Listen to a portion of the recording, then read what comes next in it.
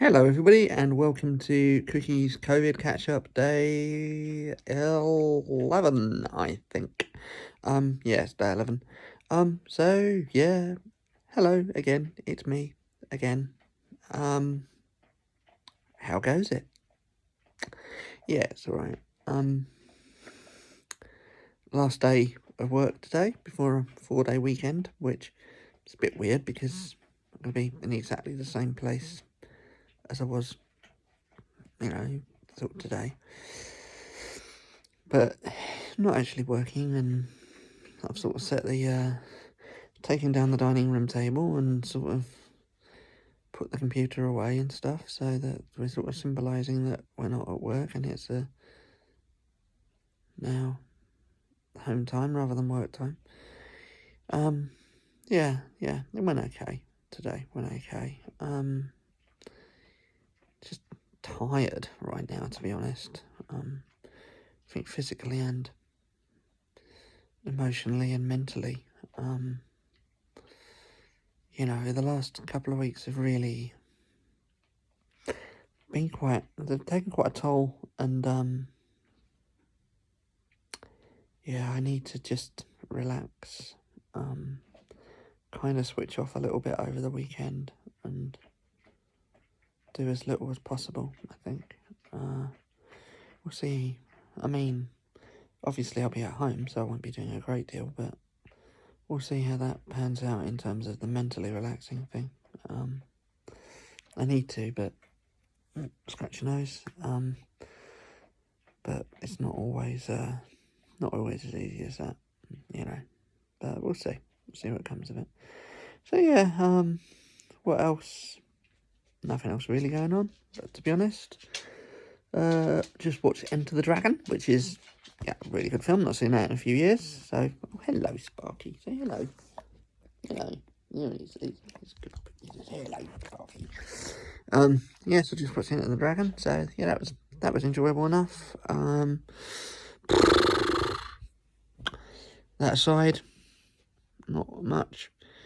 Frustrating.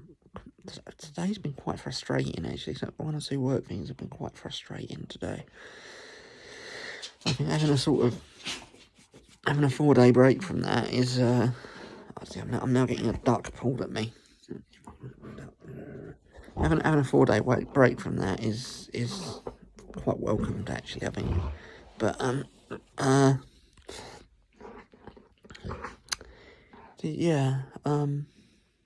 that side, not a great deal going on, really. The weekend's going to be tricky in a way because, obviously, it's Easter and I normally spend some time with my sister and the kids over Easter.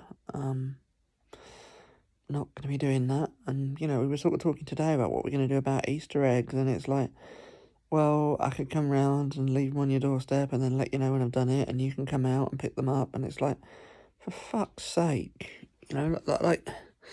is this where we are now? That sort of we have to go through some sort of espionage, spy style drop off and pick up, just to hand over seasonal sweet treats.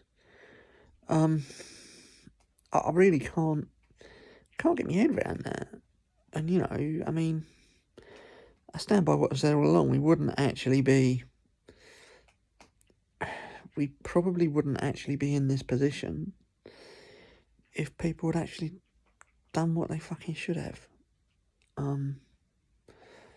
If people were staying indoors, which they're still not, but if people were staying indoors and sort of not having get-togethers and parties and stuff. I mean, I saw an article on the BBC, and it was like Greater Manchester Police had to break up 600 parties last weekend. And it's like, really? As I think I said somewhere earlier today, it kills me to not spend time with people that, with the people that I love. It really does. But I've got to do that. And I do that because I'm not a prick.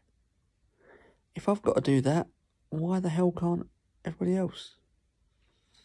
You know, it's just the selfishness of it, it's just the double standards of it, and the fact that we're all going to get punished just because some people, you know, a small minority or whatever, can't be asked to behave themselves.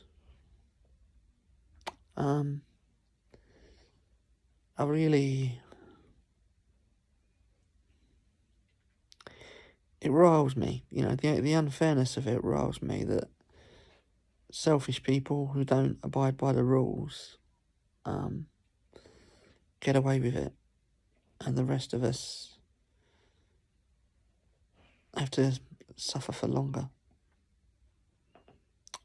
It really shouldn't be that way. The world shouldn't work like that, you know. And then you get this ridiculous language that some of the politicians throw out about, oh, you know, Boris is going to get through this because, you know, Boris is a fighter and Boris has got strength of character. It's like, oh, fuck off. You know, that's an insult to every person that has died of this virus. Because what you're effectively saying is they weren't strong enough, or they didn't have strength of character, they weren't fighters. Nah, shut up. I lost my mum to cancer 14 years ago now. You're trying to tell me that she wasn't a fighter. She didn't have the strength of character to beat that. You know, when you have a condition, be it a virus, an illness, a disease, whatever, you're not a soldier, you're a battleground. You know, and actually it's the doctors and nurses and the medical professionals and the scientists that are the soldiers on your behalf. They're trying to defend you as a territory. So yeah, they can pack that in with all the old, oh, he's a fighter stuff. Rubbish. You know, he might just have better doctors. He might just have not quite as virulent a strain as others. He might be lucky. You know, that kind of language has to stop. You know, this kind of this almost saying he'll get through it because he's better. Nah, shut up. And the whole thing about the virus not discriminating as well, you can shut up on that as well, because actually frontline workers that are more likely to be exposed, people stacking shelves, people working on the front lines in hospitals, people working as bus drivers for transport companies, generally the working class. So, you know what? Yeah, they're more likely to get it. And they're less likely to get a test. So they're more likely to carry it for longer and infect other people. They're more likely to live in urban areas. They're more likely to live in built up in urban areas where they can't actually social distance as easily. They're more likely, so they're more likely to run into other people. But yeah, don't try to tell me that this virus is indiscriminate and hurts everybody either. Nah. Rubbish. Yeah, you might hear about one or two famous people, you might hear about one or two politicians getting it, but you can bet your bottom dollar that they got assessed. You know, I genuinely don't get that kind of, it doesn't discriminate. It doesn't, but society does. Society puts some people at greater risk of it than others. Anyway, I'm sure none of you came here for a lecture on socialism, so I'll shut up now. Or a lecture on social justice. I'm probably not qualified to give one on socialism, but a lecture on social justice anyway.